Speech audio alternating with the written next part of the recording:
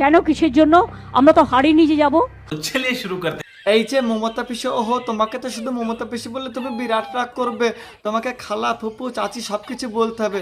বলছে বয়স তো তোমার অনেক হয়েছে, একটানের এভাবে কথা বলো না, এমনিতে ভোটে হেরেছো, তোমার বিপি হাই আছে, পেছনে তোমার যে লোকগুলো দাঁড়িয়ে রয়েছে, পাশে তোমার যে ভাইপো দাঁড়িয়ে আছে, তুমি যদি একবার মাথা ঘুরে পড়ে যাও তারা কিন্তু তোমাকে একবার তুলে হসপিটালে নিয়ে যাবে না। কি বললাম বুঝতে পারলে? নিঃসন্দেহে তুই ঠিক কথা বলেছিস। হারলে আমি যদি শপথ নিতে যেতাম তাহলে আমি রেজিগনেশনটা করতাম। এখন তো কোয়েশ্চেন ডাজন্ট অ্যারাইজ। জোর করে দখল করে যদি কেউ মনে করে যে আমি কি রেজিগনেশন দিতে হবে, নো, নট দ্যাট। এই যে মমতা চাচি, তোমাকে বারবার করে বারণ করছি, একটানের এত কথা বলো না, তোমার অনেক বয়স হয়েছে, কখন তুমি হার্ট ফেল করবে বলা মুশকিল। তা বন্ধুরা, আমাদের এই যে মমতা চাচি কিংবা এই তৃণমূল গুন্ডাবাজ সরকার যদি বাইচান্স 2026-এ ক্ষমতায় আসতো, তাদের পরিকল্পনা কি ছিল, ভিডিওটা দেখো তাহলে বুঝতে পারবে।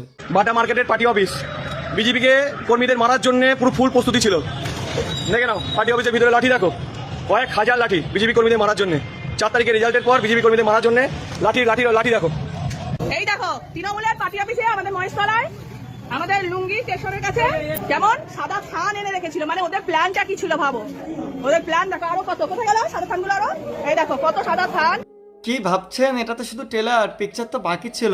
যদি বাইচান্স তৃণমূল সরকার ক্ষমতায় আসতো তাহলে আমাদের হিন্দু ছেলে মেয়েদের কী পরিস্থিতি তাহলে ভেবে নাও।